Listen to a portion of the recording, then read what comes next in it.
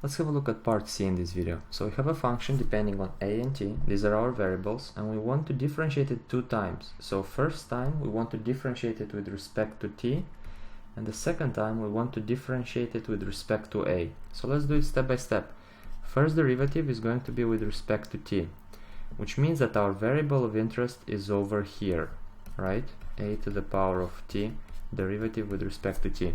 Now let's use our usual formula with x so that we get comfortable to understand what are we applying here. That would be the same as a to the power of x derivative with respect to x.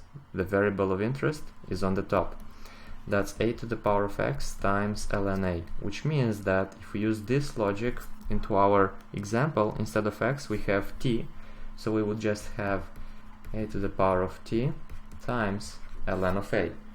Alright, we got that. Now we said we want to differentiate it a second time with respect to a. So we're gonna take this derivative once again. So we have a to the power of t times ln of a derivative with respect to a. We have a product here, so we're gonna use the product rule.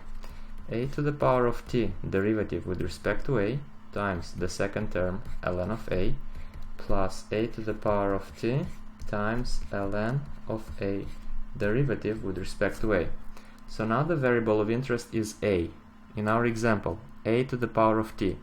That's like x to the power of n derivative, right? This was our variable of interest, and if we differentiate with respect to x, that's n times x to the power of n minus 1.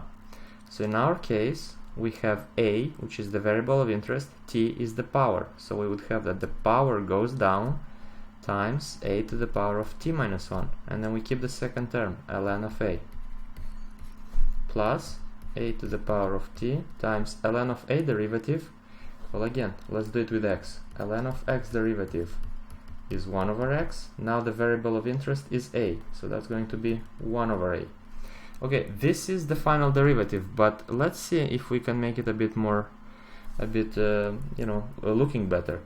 So this is t times a to the power of t minus 1, and then plus a to the power of t divided by a. So let's write it in that way. T times a to the power of t minus 1 times ln of a plus a to the power of t divided by a. Now what is a to the power of t divided by a?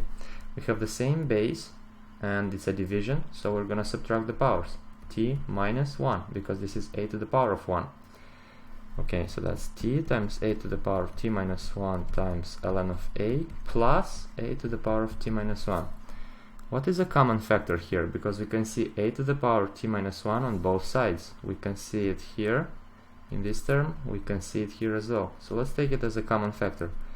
A to the power of t minus 1 times, what do we have left? T times ln of a, t times ln of a, plus, what's left from here? Just 1. So we could write it as a to the power of t minus 1, and let's use our logarithmic property. Remember, we can put this power on the top, so that would be ln of a to the power of t plus 1. And that's it. That's the final answer. In the next video, we'll go through part D.